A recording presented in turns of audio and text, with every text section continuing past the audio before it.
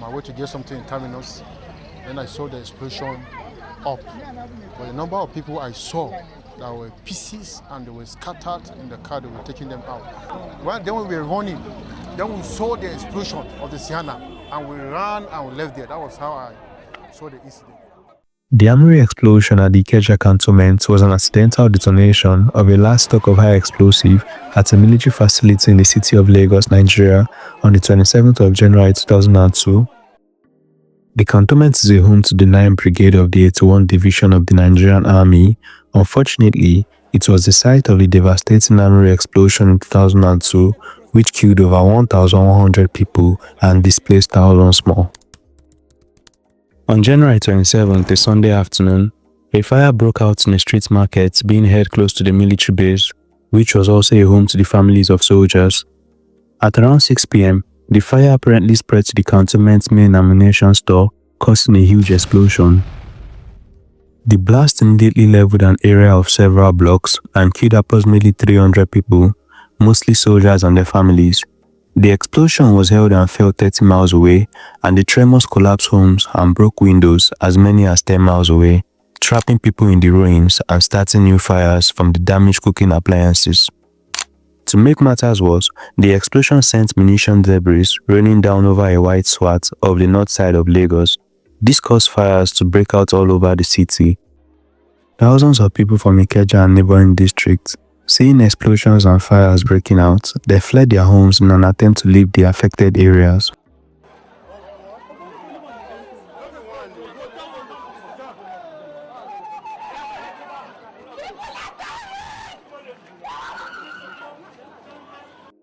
In central Lagos, there is a large canal which runs from north to south parallel to the Oshodi Expressway through the center of the city. It borders a banana plantation which most of the panicking crowd thought they could seek refuge in the banana field, but failed to remember the location of the canal in the dark. As thousands of people pushed towards the field, at least 600 people drowned in the canal, many of which were children, and their bodies drifted down the canal. Some were found as far as 10 kilometers from the explosion. Stampedes in other parts of the city killed hundreds more. Most of them were children separated from their parents. Approximately 5,000 people were injured in total, overwhelming the city's hospitals. Explosion continued throughout the night and into the following afternoon. The emergency services were woefully inadequate to deal with the devastation, as there were not enough fire crews or water points available to cope with the fire, which consequently consumed large part of the city's northern suburb. At least 12,000 people were left homeless by the disaster. The military too, having suffered the loss of many of its Lagos-based personnel in the initial explosion, they were not in a position to assume control of the city and did not appear in large numbers until the late of January 28. By the evening of that day, most of the fires were under control and people began returning to the city and attempting to find loved ones lost in the stampede. In addition to it, at least 5,000 people were injured in the disaster and over 12,000 left homeless, with the entire district of the city destroyed. About 20,000 people had fled the city on the night of the explosion, and the survivors gradually returned to the city the following week. The then President of the Federal Republic of Nigeria, Mr. Olusegun Obasanjo, arrived in Ikeja on January 28, along with the most senior city and national politician, and he publicly demanded answers from the military as to why such a huge ammunition dump was kept in such a poorly maintained and public location. He then addressed the citizens on what to do next. We will help you as much as possible, but you should also help us to be able to help you. How? Remain calm. Do as you are told. The governor is here, the GOC is here, the garrison commander is here. Between them, the police is here. Between the three of them, all that needs to be done will be done. Thank you, sir. And I'm here. On the evening of that day, Brigadier General George M. Dean, the commanding officer of the Ikeja base, who had not been present during the explosion, issued a statement.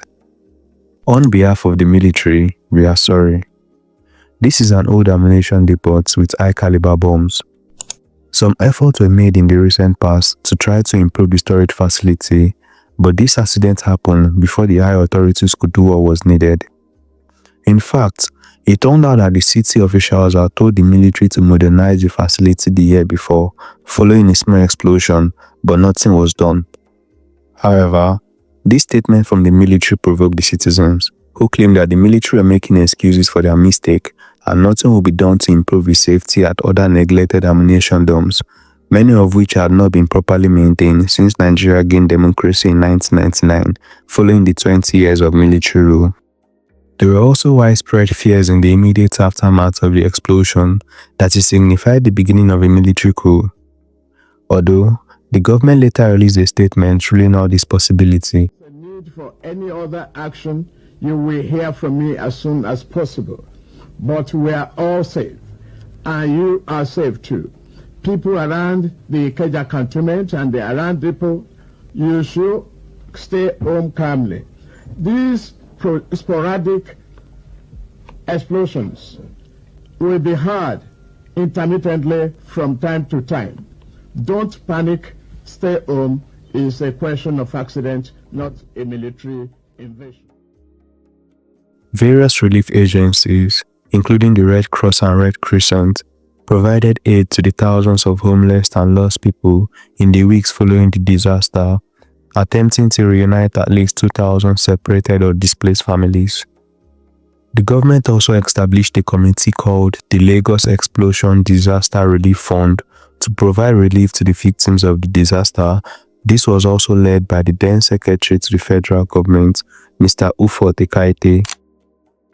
After the incident, the government built the Okayafa Memorial Arcade to honor the victims of the explosion.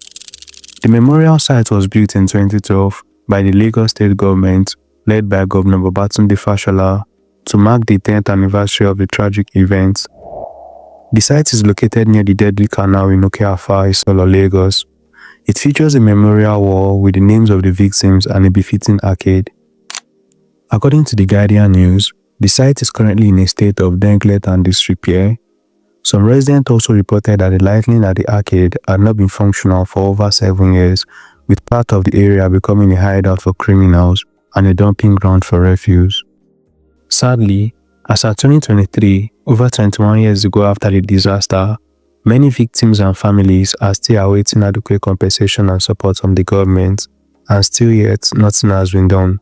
May the souls of the victims rest in perfect peace. Amen. Thank you for watching. Kindly subscribe to this channel for more documentary videos.